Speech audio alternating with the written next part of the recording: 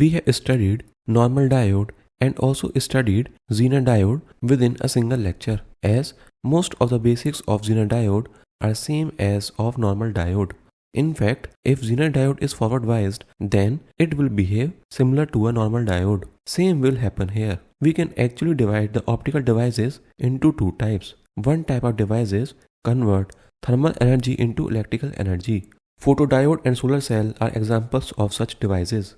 The other type of optical devices convert electrical energy into thermal energy, like light emitting diode and laser. First, we are going to study the basics of photodiodes, but all the basics are same for solar cell as well.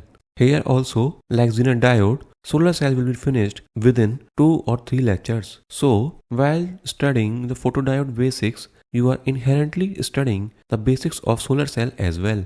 Now suppose that we have a normal diode which is forward biased.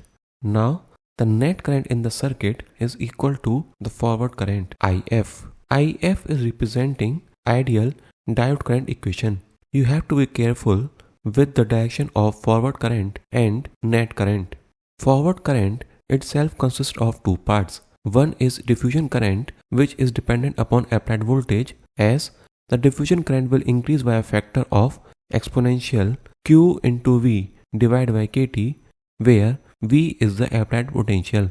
And the other component of forward current is drift current, which is I0. This I0 is nothing but the reverse saturation current.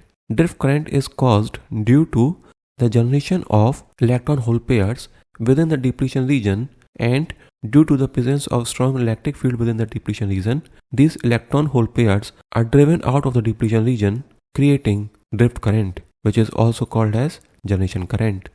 Now suppose that a beam of photon is made incident on the whole semiconductor. Now, another current called optical current will be generated. This current is due to the generation of electron-hole pairs, which results due to the absorption of photons within the depletion region. Here, a point you have to remember is that photons do make electron-hole pairs within the whole semiconductor, meaning that in the neutral and NP regions also, photons might be creating electron-hole pairs. But we have to focus on those electron-hole pairs which results in drift current. For a reverse bias diode, the concentration profile for minority carriers looks like this. You can see the minority carrier concentration for a reverse biased diode is approximately equal to 0. However, when it is illuminated with photons, the concentration of minority carriers of free electrons and holes in the p-type and n-type region increases, which results in diffusion current. So, the optical current is equal to the sum of I1, I2 and I3. I1 and I3 are the current components which results due to the diffusion of minority carriers, whereas I2 is the current which is caused due to the generation of electron-hole pairs in the depletion region, which ultimately gets driven out of the depletion region due to the presence of strong electric field. I1 and I3 are also called as delayed photocurrent, whereas I2 is referred as prompt photocurrent. So, the net current when the diode is illuminated with photons will be equal to forward current minus optical current.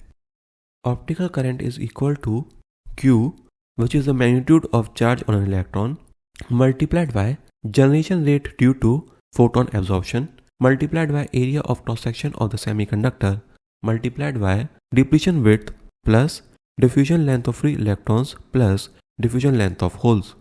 One important point you have to remember, we have considered that the photons are incident on the whole semiconductor. That's why we have considered diffusion length of free electrons as well as holes. But sometimes in numericals, it will be clearly written that the photons are incident only on the junction. In such case, the optical current will be equal to charge multiplied by optical generation rate multiplied by cross-sectional area of the semiconductor multiplied by only the depletion region. We will not be considering diffusion length of free electrons and holes if the photons are incident only on depletion region. But obviously, the first case in which the photons are incident on the whole diode is more practical, as you know that the most important optical device is the solar cell. It is not like when we use a solar cell, then only the depletion region is made available for photon absorption. The whole device is available for photon absorption. The net current is equal to forward current minus optical current, which is further equal to I naught into exponential of QV divided by KT, where V is the applied voltage minus I naught minus optical current. I naught is the reverse saturation current and forward current is the ideal diode current equation, the expression of which we have already derived in earlier lectures. We have already studied the characteristic graph of a normal diode. Now we will see the characteristic graph of an illuminated diode. The three red lines represents the graph of illuminated diode with different generation rates G1, G2 and G3. When the reverse bias voltage is sufficiently high, the exponential current component diminishes, leaving behind reverse saturation current and optical current. As can be seen, for the generation rate G3, the optical current is maximum, therefore, the value of generation rate G3 will be greater than G1 and G2, as the optical current is directly proportional to optical generation rate. We have considered optical devices which convert optical energy into electrical energy in general, as the characteristic graph is same, like this. Different devices got their names based on their biasing point. Like you can see, in the fourth quadrant, power is being supplied by the diode. If the diode's biasing point lies in this quadrant, then it is called solar cell. However, if the biasing point lies in the third quadrant, where power is being supplied to the diode, then it is referred as photodiode.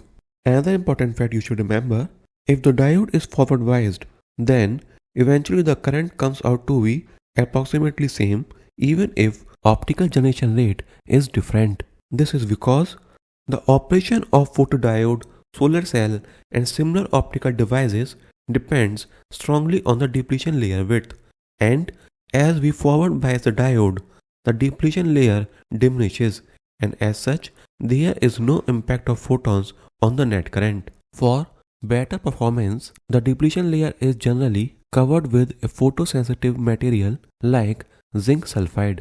You should remember, generation of charge carriers is less important. Movement of that generated charge carriers is the actual requirement for the current.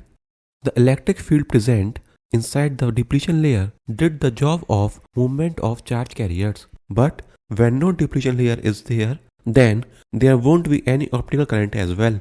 Not only photodiode and solar cell, but other devices like photodetector and photoconductor has more or less the same characteristic graph. The difference comes on how these devices are used and for what purpose.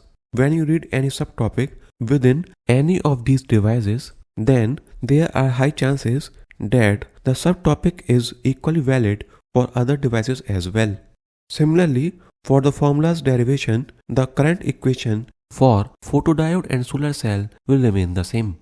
The most important of all these devices is solar cell, as the only thing which we get for free is sunlight. Even spaceships have sunlight as the only energy source which can provide energy for a very long time in space.